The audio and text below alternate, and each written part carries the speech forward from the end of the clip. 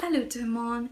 Today I'm going to talk to you a little bit about the documents and paperwork you need to do in order to study abroad, specifically here in Montreal, the things that I needed to fill out or get before I could actually come here to the country. So first of all, you need to get the Certificate of Acceptance at Quebec, or Certificat d'Acceptation du Québec, or also known as CAQ. So once you get that, then you may apply for the visa. But in order to get the CAQ, you actually need to have the letter of acceptance from your university, so that you have the code of the university and some other information that the forms from the CAT will actually ask you for.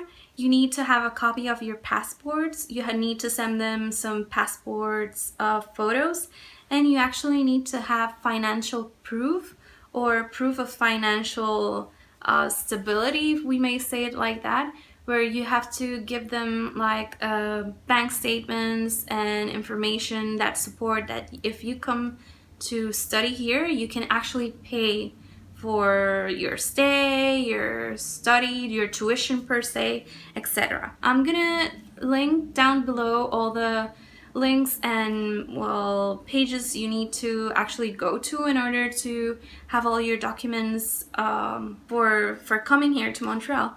So this is the envelope in which the CAD, a CAQ, would come in.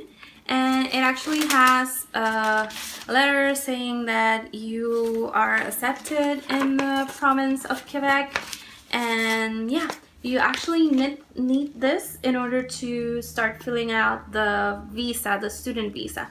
What I actually did was I started with the CAQ. I finished and sent it through mail, and then I started to fill out the forms and gather all the information for the student visa. And for the student visa, as I mentioned, you need the CAQ, you need your passport, you need to send them a copy of your passport, you need the proof of financial means, and here it's more, they need it in more details. For example, I had to get a letter from my mom stating that she would provide me with financial support in case I needed anything, and she also had to get a letter from her boss certifying that she worked where she worked and that she actually had a salary of X amount of dollars, and that would be sufficient to cover my tuition or whatever I needed.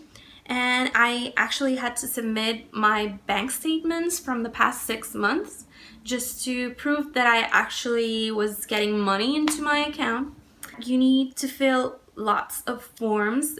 I'm not kidding. There are lots of forms you have to fill out, and you need to read them very carefully.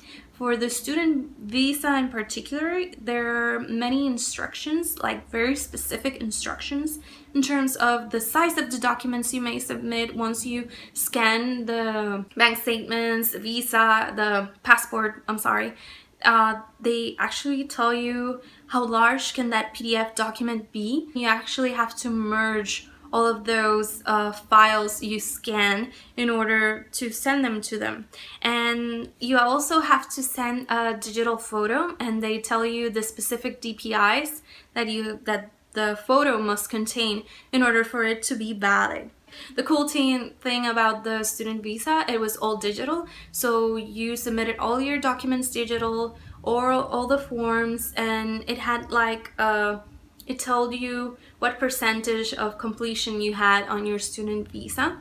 And once I got the CAQ, the Certificat d'Acceptation du Québec, I scanned it and then I completed my visa. And once you complete your visa, they actually send you another letter saying that this is not your student visa, but you have to go to the airport once you arrive at the border, if we may say, here in Canada, and then they would process it. So once you're at the airport, you're gonna need your passport, and inside your passport, they're actually gonna include the visa. They actually stapled it to mine, so they didn't stamp my passport, but they did include my student visa on it, and they tell you that you should not like lose it or anything and always have it accessible within your passport. And you're gonna need it to do several things here, like open an account and make sure they don't take you away from Canada. So yeah, that's very important. If you're traveling with your significant other, for example, I came here to Montreal with Adam, and since we have lived together for more than a year before being here in Montreal, they accepted us under common law, which means that you're not technically married, but legally you kind of are. So in order to do this, you actually need proof that you have been living together for at least the past year. And what does this mean? This means that you should have bills for the same home together. So yeah, we got all of those documents together, and with my visa, he actually could be allowed to stay here in Montreal.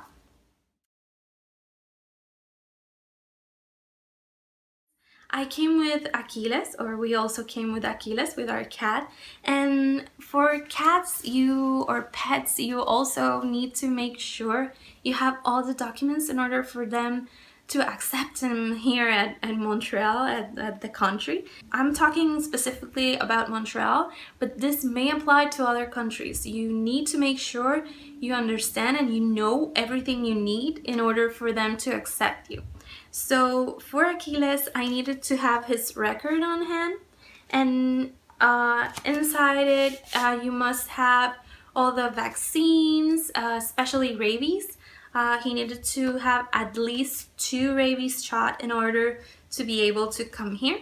And he also needed a certificate from a veterinary that is actually certified, saying that he's in a good state of health, and this has to be within 10 days before you departure to whatever country, or in this case to Canada. So that was it for Aquila. We actually needed a specific carrier if you're gonna take him on the airplane. Make sure that the carrier that you're taking him in, or her, it's actually airline approved. If it's not, they won't let you in, or you may have a real hard time.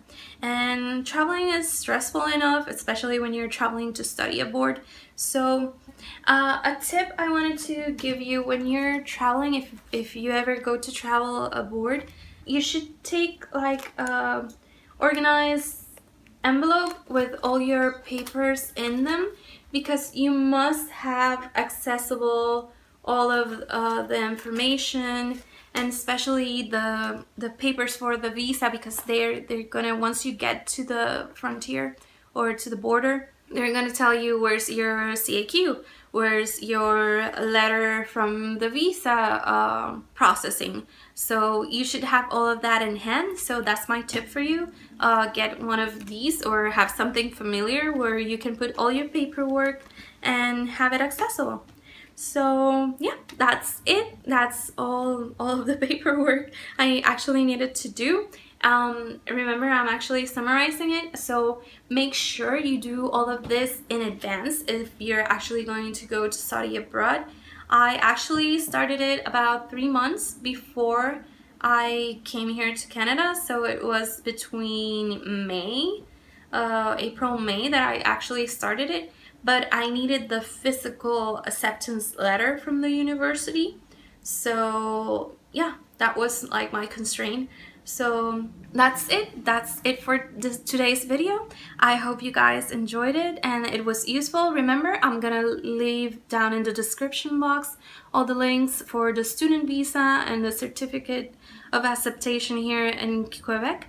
So make sure to check those out if you're gonna come to study here in Montreal. And that's it for today. See you next time. Bye!